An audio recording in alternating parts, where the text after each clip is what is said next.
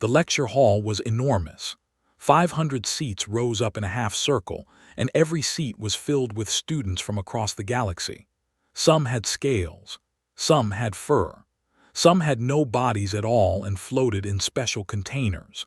They had all come to the Galactic Integration Academy to learn about the universe and the many species that lived in it.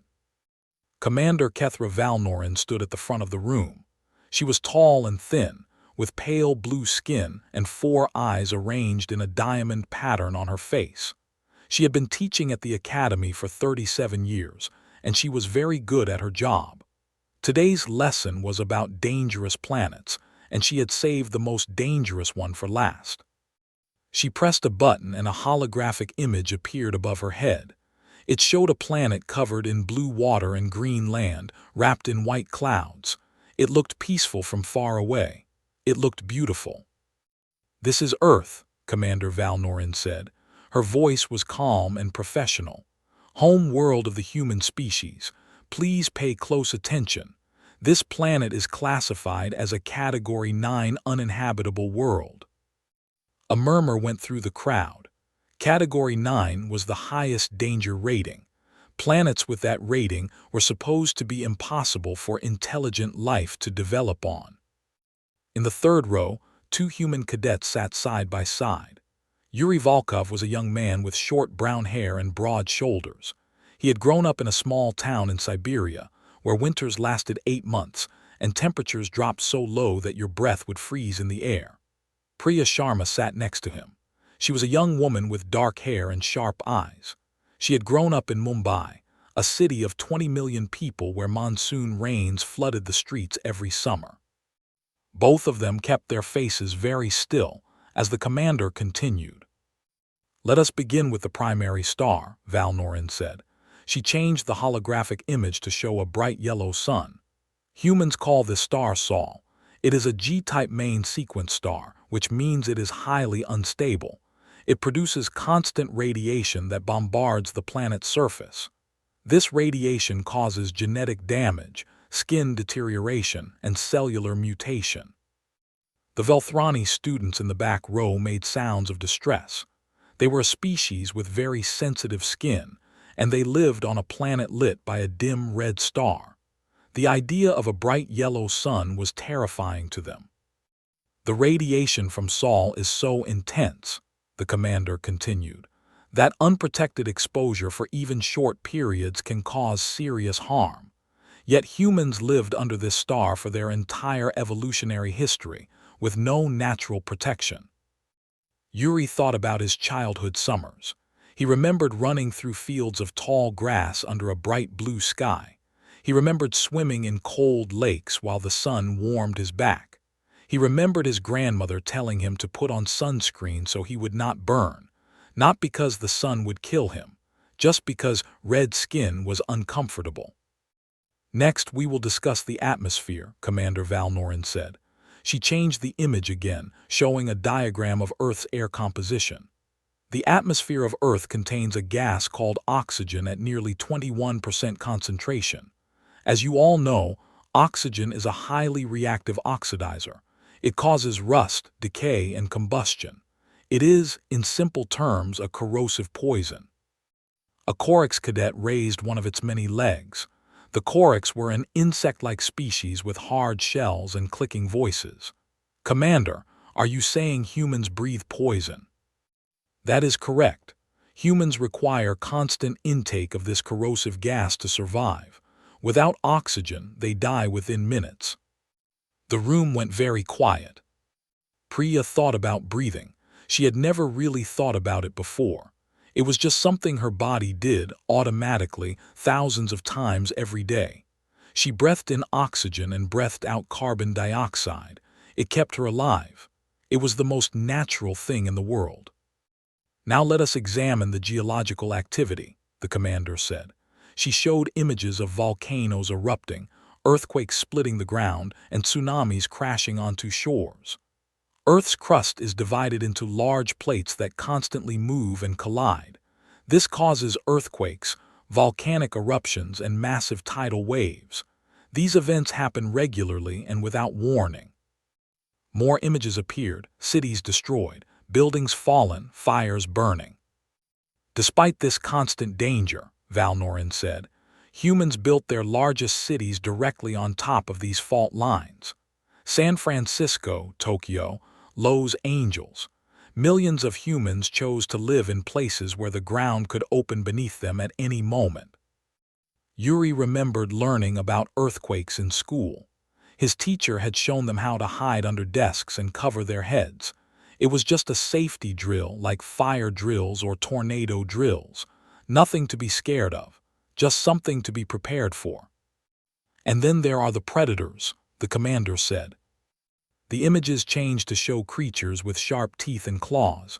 Bears, wolves, lions, sharks, tigers, great white sharks with mouths full of razor teeth, crocodiles with jaws strong enough to crush bone.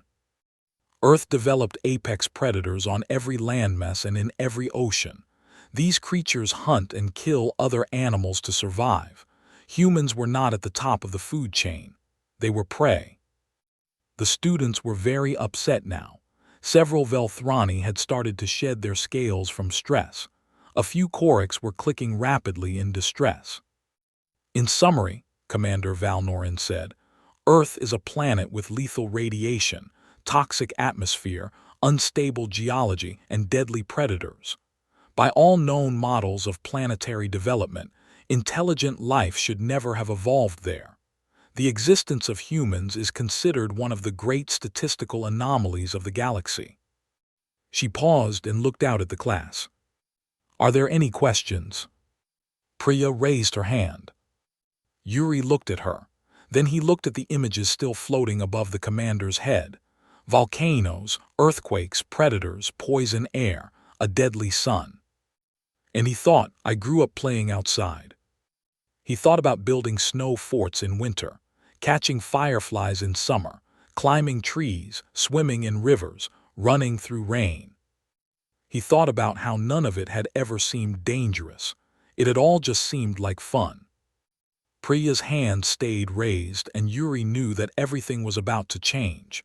The galaxy thought Earth was a death world, but Earth was home, and home had never been scary. It had been an adventure. Commander Valnorin pointed at Priya. Yes, Cadet Sharma, what is your question? Priya lowered her hand and stood up slowly. 500 pairs of eyes turned to look at her. Some of those eyes were large and round. Some were small and dark. Some glowed with strange colors, but all of them were watching. Commander, Priya said, keeping her voice calm, you mentioned that our sun is unstable. Could you explain what makes it unstable? Commander Valnorin seemed pleased by the question. This was good, she thought. The human was engaging with the material. Perhaps hearing about the dangers of her home world would help her understand how lucky she was to have survived. Excellent question, Cadet Sharma, the commander said. Your sun experiences violent magnetic fluctuations. These fluctuations produce what are called coronal mass ejections, massive bursts of radiation and charged particles that shoot out into space. When these bursts hit Earth, they can disrupt technology, damage organic tissue, and cause widespread harm. Priya nodded slowly.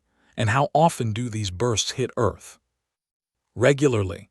Your planet has no real protection from them. Your species lived under constant bombardment for millions of years. We did have some protection, Priya said. Our atmosphere blocks most of the harmful radiation, and Earth has a magnetic field that deflects a lot of the charged particles.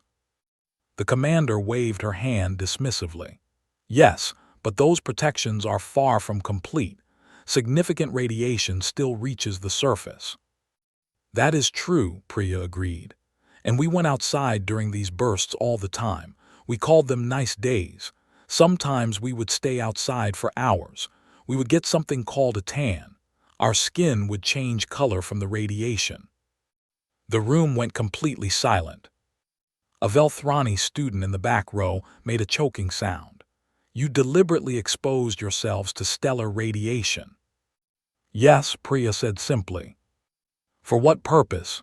The student asked, its voice shaking. It felt nice. The warmth on your skin, the bright light, we called it sunshine. People would travel to places with more sunshine just to experience it. Yuri nodded along with her words. He remembered beach vacations. He remembered lying on warm sand while the sun heated his body. He remembered thinking that there was nothing better in the world than a sunny day. A Corax cadet raised a trembling leg. You exposed your bodies to radiation for aesthetic purposes, to change your appearance. Partly, Priya said, but also because we needed to. The radiation helped our bodies make something called vitamin D. Without vitamin D, we would get sick. Our bones would become weak. We would feel tired and sad. Commander Valnoran's 4 eyes blinked one after another. This was a sign of deep confusion in her species. Are you suggesting that humans developed a dependency on their star's radiation? Yuri stood up next to Priya. Not exactly a dependency, Commander, more like a relationship. Our bodies evolved to use what the sun provided. We worked together with it. The commander stared at them for a long moment.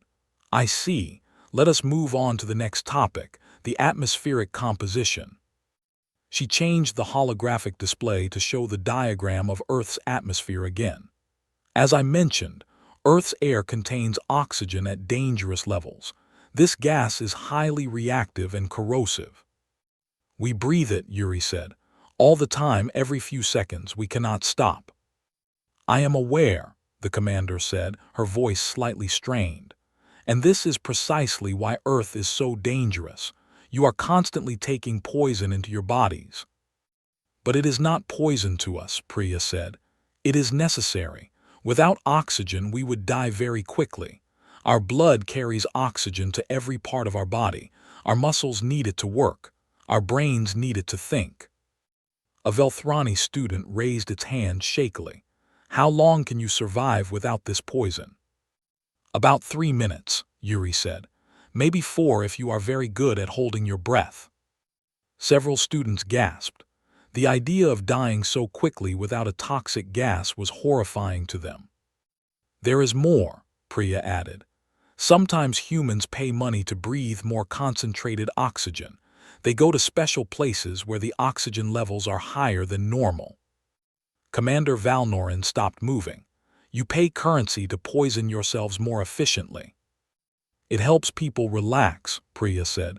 It makes them feel energized. Athletes use it to recover faster after exercise. The commander turned away from the class for a moment. She needed time to process this information. When she turned back, her face was carefully controlled. Let us discuss the predators, she said. Earth developed deadly predators on every continent and in every ocean, creatures specifically designed to hunt and kill. She showed images of wolves hunting deer, sharks circling in dark water, lions taking down zebras on the savannah. Humans were not the dominant species for most of their history, the commander explained. They were prey animals. They were hunted and eaten by larger, faster, stronger creatures. Yuri raised his hand. Commander, may I add something? Go ahead, Cadet Volkov. We kept some of those predators as pets. The commander froze. I'm sorry, could you repeat that? We kept predators in our homes as companions. Wolves were the first. We domesticated them and turned them into dogs. Now billions of humans keep dogs in their houses.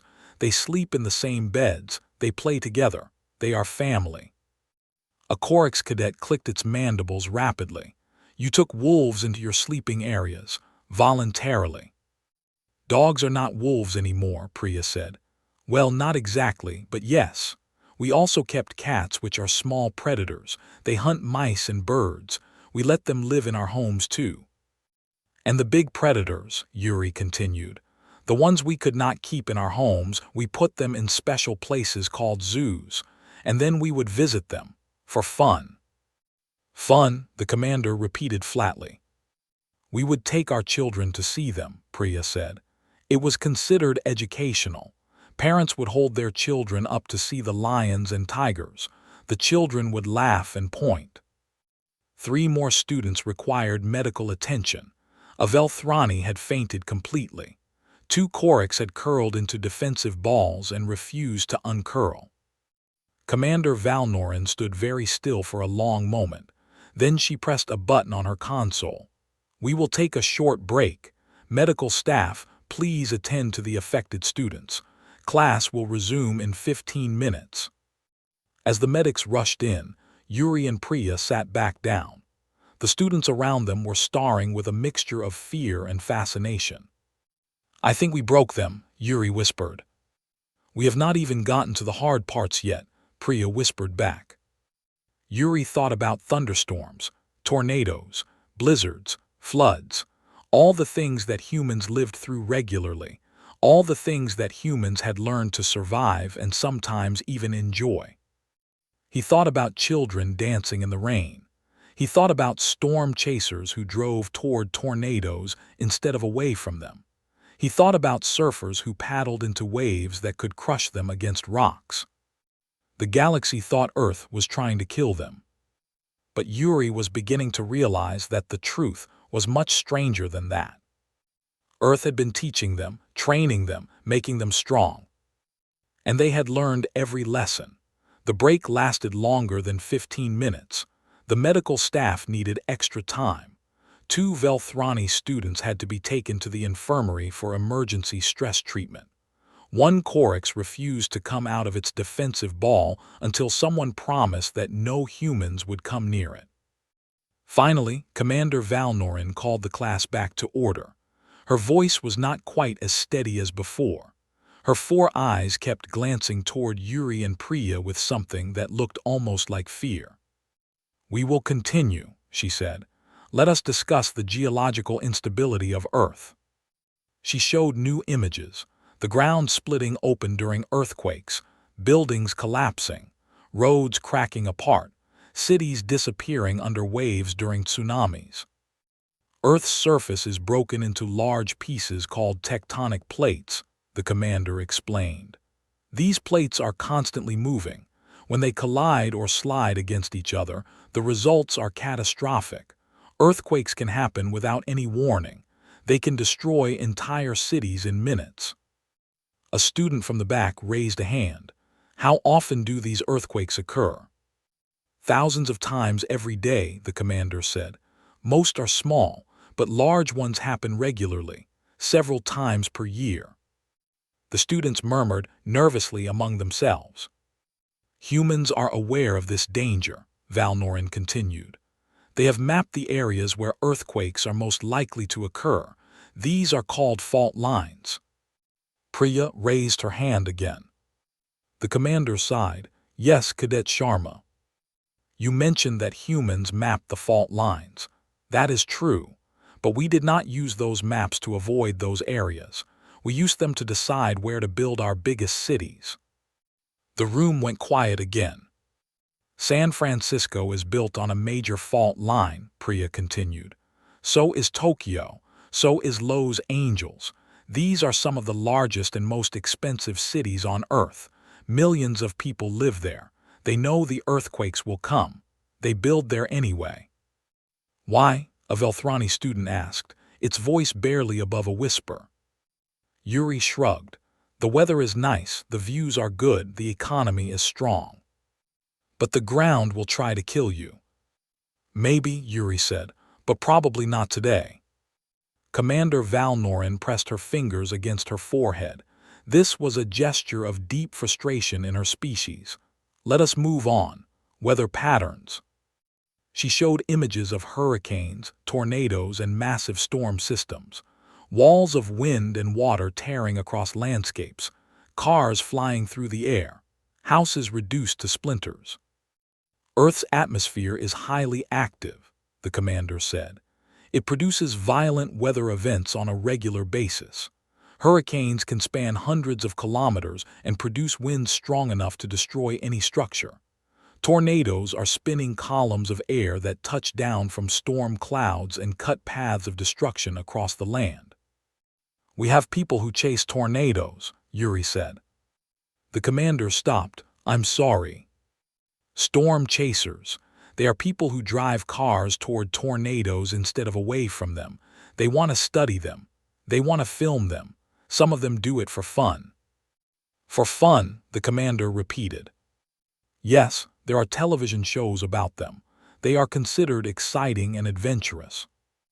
A Chorix cadet uncurled just enough to speak. Your people intentionally pursue deadly weather phenomena as entertainment. Some people also surf in hurricanes, Priya added. They call it extreme surfing. The waves are very big. The commander sat down heavily in her chair. She looked tired. She looked confused. She looked like someone whose entire understanding of the universe was falling apart. Let us discuss microorganisms, she said finally. This may be the most disturbing part of Earth's danger profile. She showed images of bacteria and viruses magnified thousands of times. They looked like monsters, spiky balls, twisted spirals, things with whipping tails and grasping arms. Earth's biosphere is filled with microscopic life forms, the commander explained. Bacteria, viruses, parasites, fungi. These organisms are constantly trying to invade larger life forms. They cause disease, infection, and death. Your immune system is in perpetual warfare against them. That is true, Priya said, but we also have trillions of bacteria living inside us right now. The commander's 4 eyes widened. Inside you. In our digestive systems, they help us process food. We cannot survive without them. When we are born, we do not have enough of these bacteria, so we have to collect them from our environment, from other people, from the food we eat. You deliberately introduce microorganisms into your bodies. We have to, Yuri said. They are our partners. We give them a place to live. They help us digest our food and fight off dangerous infections. The commander stood up and walked to the window. She looked out at the stars for a long moment. When she spoke again, her voice was very quiet. You have internalized the enemy. We prefer to think of it as making allies, Priya said. The commander turned back to face them. I have taught at this academy for 37 years. I have educated students from over 200 species. I have studied hundreds of planets and thousands of ecosystems, and I have never encountered anything like this. She walked back to her podium and looked out at the class. Many of the students were visibly shaken. Some were crying. Others had stopped moving entirely, frozen in shock. Every other species in the galaxy adapted to their environment by avoiding danger, the commander said. They found safe places. They hid from predators. They built shelters against radiation and weather. They avoided toxic gases and unstable ground. She pointed at Yuri and Priya. Humans did something different. They did not avoid danger. They embraced it. They turned predators into pets. They danced in the rain. They built cities on fault lines. They breathed poison and called it air. They befriended the microorganisms that invaded their bodies. The commander paused. I thought I was teaching you about a death world today, a planet that should have killed its inhabitants, but I am beginning to realize that I misunderstood everything. Yuri and Priya looked at each other. They were both thinking the same thing. The galaxy was afraid of Earth. But Earth had never been something to fear. Earth had been a teacher, a coach, a parent that pushed its children to be stronger, faster, tougher, more adaptable than any other species in the universe. And humans had graduated at the top of the class. Class dismissed, Commander Valnoran said quietly. I need time to think. That evening, Yuri sat alone in the observation deck of the Academy station. The deck was a large room with windows that stretched from floor to ceiling. Through those windows, you could see the stars, millions of them, billions, each one a sun, each one possibly warming a planet where other species lived and grew and wondered about the universe. Yuri stared at those stars and thought about home. He thought about his grandmother's house in Siberia. It was small and old, built from wood that had turned gray with age. In winter, the snow would pile up to the windowsills.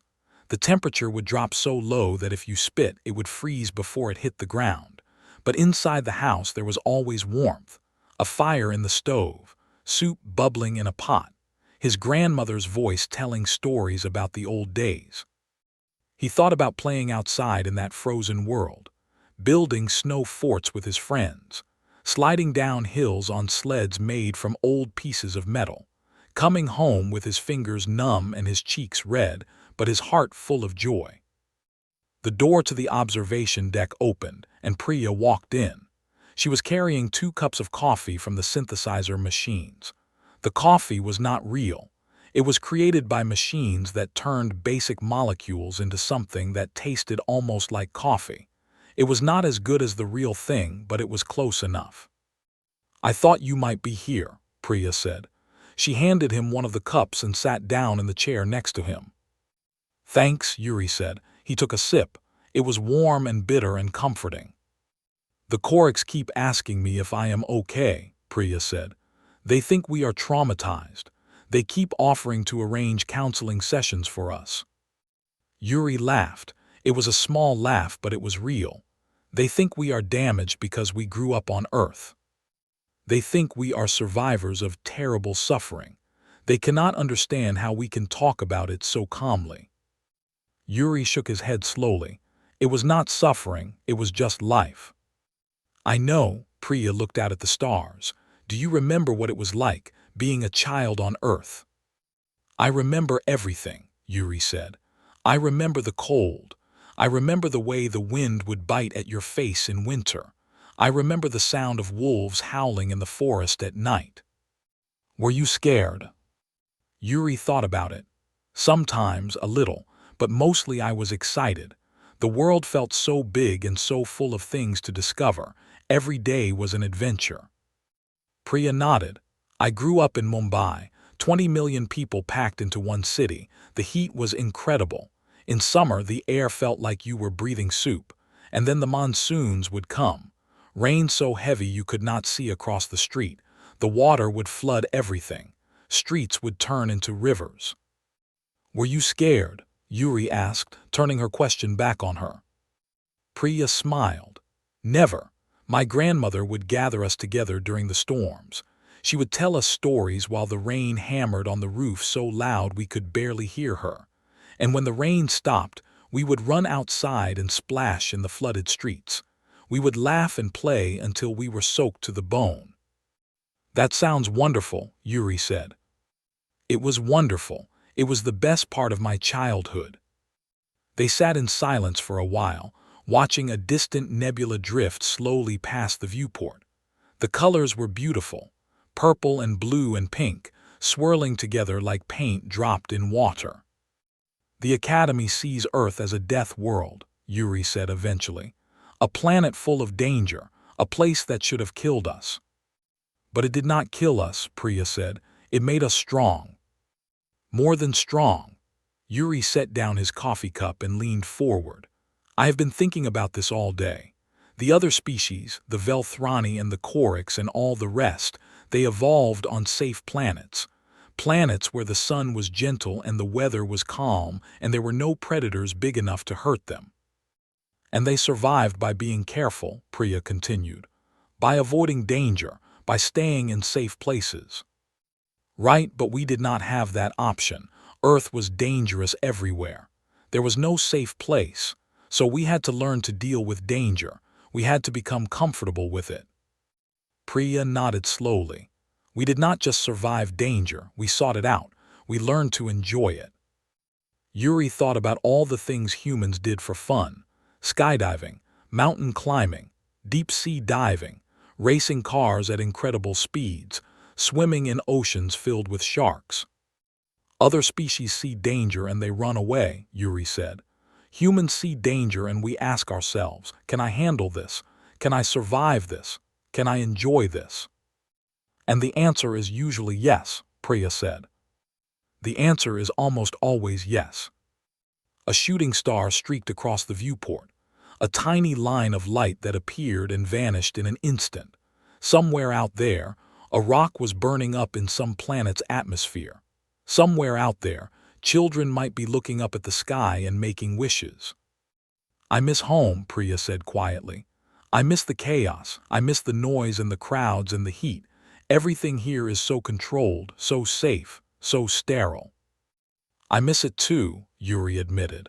I miss the unpredictability, the feeling that anything could happen, the excitement of not knowing what each day would bring. Do you think the other species will ever understand? Yuri considered the question carefully. Maybe, in time, they need to learn that danger is not always the enemy. Sometimes danger is a teacher. Sometimes danger is a friend. Priya finished her coffee and set the cup aside. Commander Valnorin looked terrified today.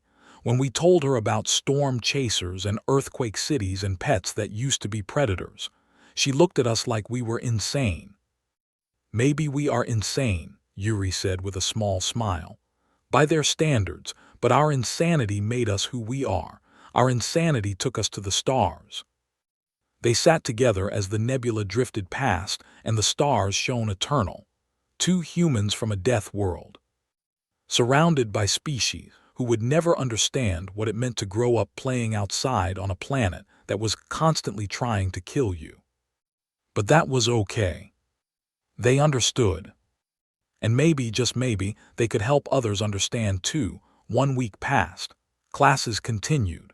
Other subjects were taught, but everyone at the academy was still talking about the Earth lecture. Stories spread from student to student. Tales of humans who breathed poison and befriended predators and built cities on shaking ground. Some students thought the stories were exaggerated. Others thought they were too terrifying to be real. Yuri and Priya went about their studies as usual. They attended their classes. They completed their assignments. They ate in the cafeteria and slept in their quarters and tried to act like everything was normal. But it was not normal.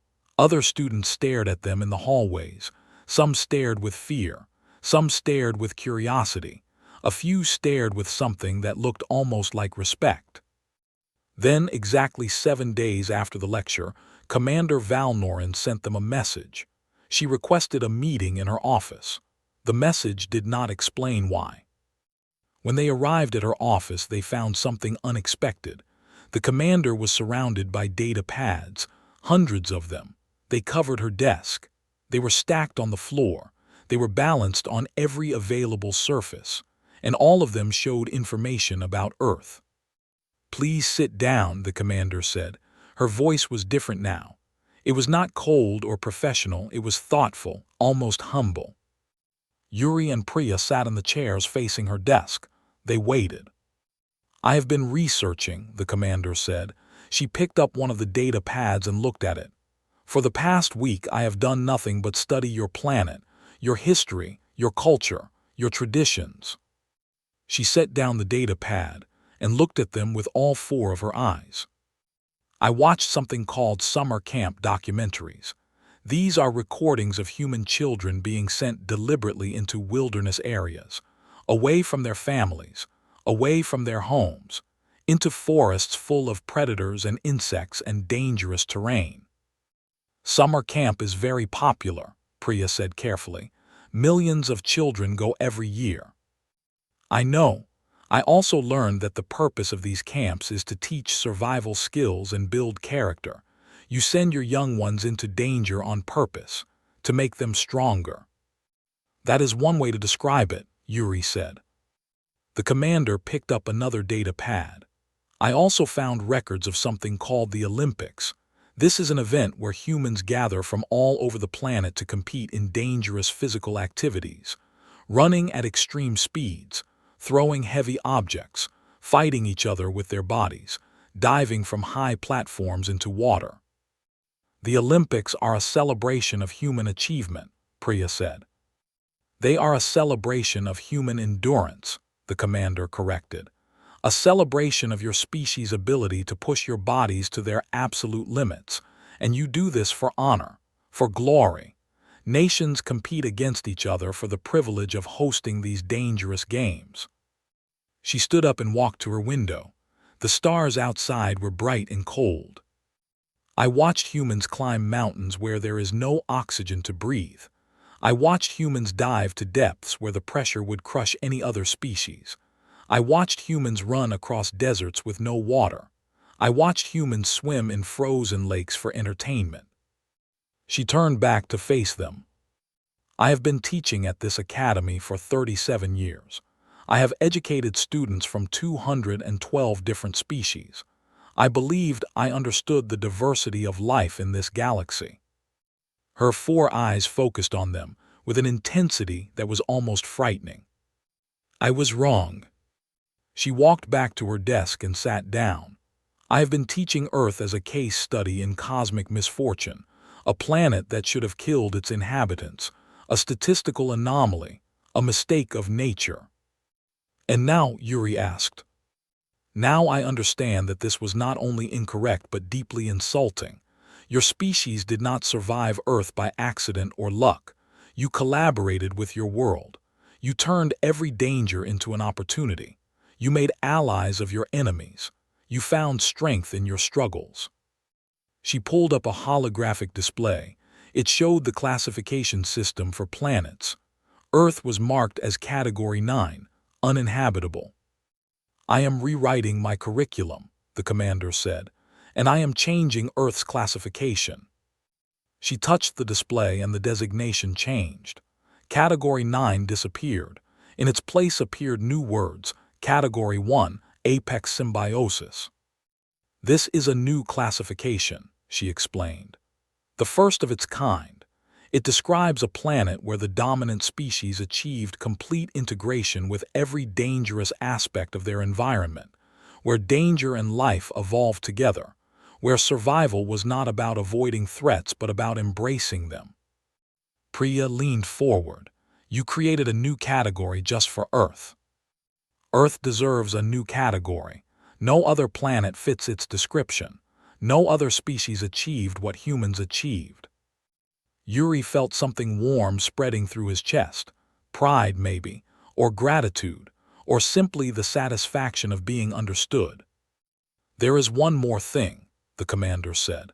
"I am recommending that human outdoor recreation be added to the Academy's standard training program." "What do you mean?" Priya asked. "I mean that if your species learned resilience by playing outside on a death world, perhaps other species can learn from your methods. Perhaps exposure to controlled danger can make them stronger, more adaptable, better prepared for the challenges of the universe." Priya smiled. "Commander, with great respect, I do not think a Velthrani could survive a game of tag." The commander's mouth curved into something that might have been a smile. It was hard to tell with her species.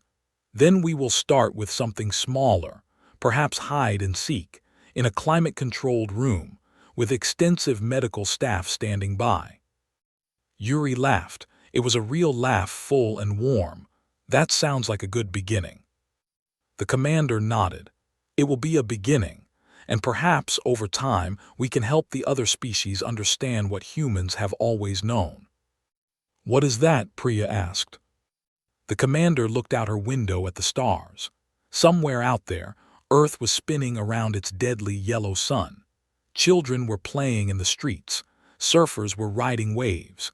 Storm chasers were driving toward tornadoes. People were living their lives on a planet that the galaxy called uninhabitable. "That the greatest strength does not come from avoiding danger," she said. "It comes from learning to dance with it." Outside the window, Earth's distant sun continued its ancient burning, a small yellow star that the galaxy feared, a deadly light that humans called home.